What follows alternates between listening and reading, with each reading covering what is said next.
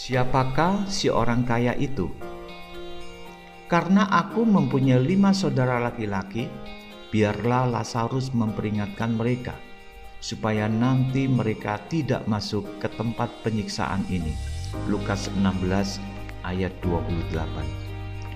Tuhan Yesus menggambarkan tokoh utama, yaitu si orang kaya, dalam perumpamaan orang kaya dan Lazarus ini sebagai yang pertama, orang kaya; kedua, berpakaian kain ungu dan lenan halus; ketiga, hidup dalam kemewahan dan kegelimpangan harta; keempat, menerima hal-hal yang baik; kelima, tinggal di rumah ayahnya; keenam, memiliki 5 saudara; ketujuh, memiliki kesaksian Musa dan para nabi; kedelapan, mereka tidak mendengarkan; kesembilan, mereka tidak akan bertobat, bahkan jika seseorang dibangkitkan dari antara orang mati.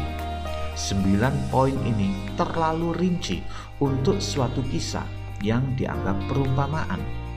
9 poin penjabaran ini sangat merujuk kepada seseorang yang dimaksudkan Yesus. Dan 9 ciri ini, jika kita melihat catatan Flavius Josephus, seorang sejarawan Yahudi, ada seorang tokoh yang memiliki semua ciri ini. Menurut catatan Flavius Josephus, Kayafas yang adalah mertua Hanas memiliki 5 anak laki-laki yang semuanya adalah imam yang dididik dalam pengajaran Taurat. Sebagai keluarga imam, mereka hidup sangat berkelebihan.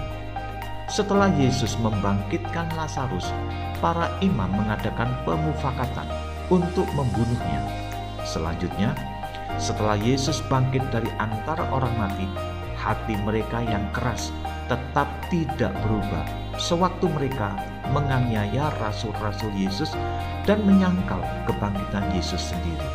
Bahkan, salah satu catatan penting yang ada dalam kesaksian Injil Matius mengenai para imam ini adalah membuat berita dusta akan kebangkitan Yesus.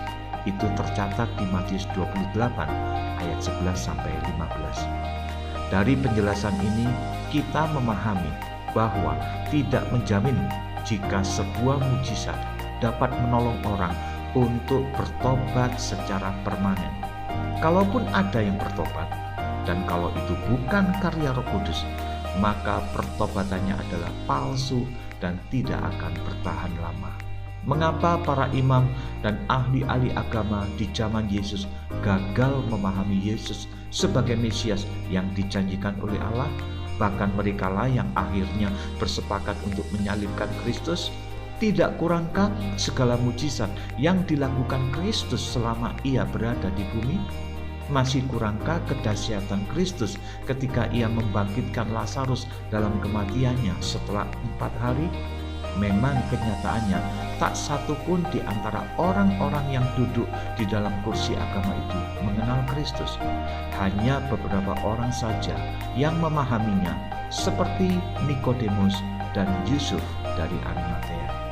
Kita yang telah dipilih oleh Kristus dan mengenalnya, marilah kita hidup di dalam kedisiplinan rohani dan dalam takut akan Tuhan kita.